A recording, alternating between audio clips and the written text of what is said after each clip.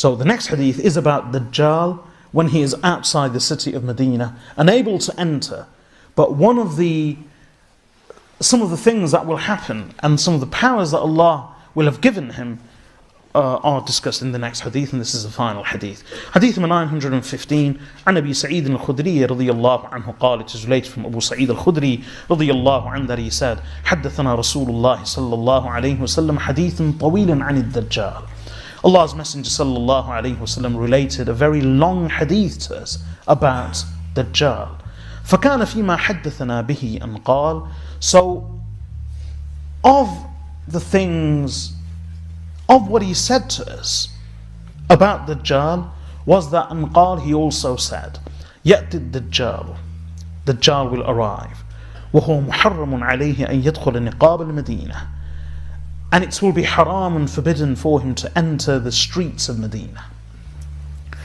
فينزل ببعض السباخ التي بالمدينة, so he will settle in some of that salty land which is close to Medina. I'll explain. فيخرج إليه يومئذ رجل, so on that day a man will go out to him from Medina. هو خير الناس أو من خير الناس, he will be the best of people or one of the best of people, meaning the narrator does not remember one of the two. فيقول, so he will say, this good man, أشهد أنك الدجال الذي حدثنا عنك رسول الله صلى الله عليه وسلم حديثه, I bear testimony that indeed you are that Dajjal of which Allah's Messenger صلى الله عليه وسلم related things to us and spoke to us.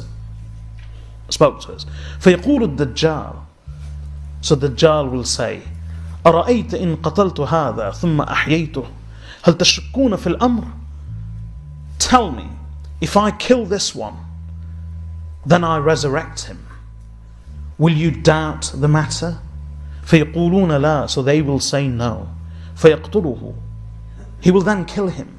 ثم يحييه, then he will raise him to life again. فيقول حين يحييه, then he will say when he has resurrected him, والله ما كنت قط أشد مني بصيرة اليوم, by Allah, never was I as perceptive as I am today. فيقول الدجال, so Dajjal will say, أقتله, I will kill him, فلا يسلط عليه, but he will not be given power over him. That's just a literal translation of the hadith. Let me explain. Prophet Sayyidina Abu Sa'id al-Khudri radiyallahu anhu says that the Prophet sallallahu alaihi wasallam related a very long hadith to us. He delivered a very long sermon and discourse to us about Dajjal, a very long one. And Abu Sa'id al-Khudri radiyallahu anhu only mentions this part. And of the things that the Prophet sallallahu alaihi wasallam related to us was this, that he also said, Dajjal will come, and he will come to Medina, but it will be haram for him to enter the city of Medina and enter the streets of Medina. So he will be forced to remain outside. So what he will do is that he will camp and settle on some of the salty marshes that will be outside Medina. As-Sibakh means those lands that are extremely salty, as a result of which the soil and the climate there are not conducive to the growth of anything meaningful. So, undesirable land. So he will settle and camp there outside Medina in some of the salty land. And some of the ulama say this is towards the north of Medina. It's towards the north of Medina. And he won't be alone. He'll have his army with him and his followers. From the city of Medina, and this is a time when, as mentioned in the previous hadith, there will be 3 quakes.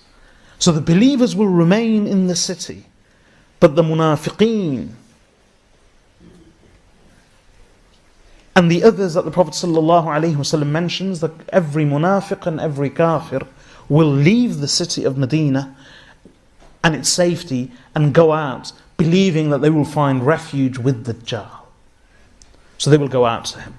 Then one of the people of Medina, who will be the best, or one of the best, will come out. And he will actually be taken out. He will go out and the army of Dajjal will grab him, the people of Dajjal will grab him, and they will say to him, do you believe in our master, Dajjal? And he will refuse to believe. So they will intend to kill him, but then before killing him, they'll say, let's take him to Dajjal himself. So he will be brought before Dajjal. Dajjal, remember, is no great beast, he's a man. And of course, the Prophet ﷺ says, Al-A'war, he is blind in one eye. So Dajjal, this one pious man will be brought before Dajjal.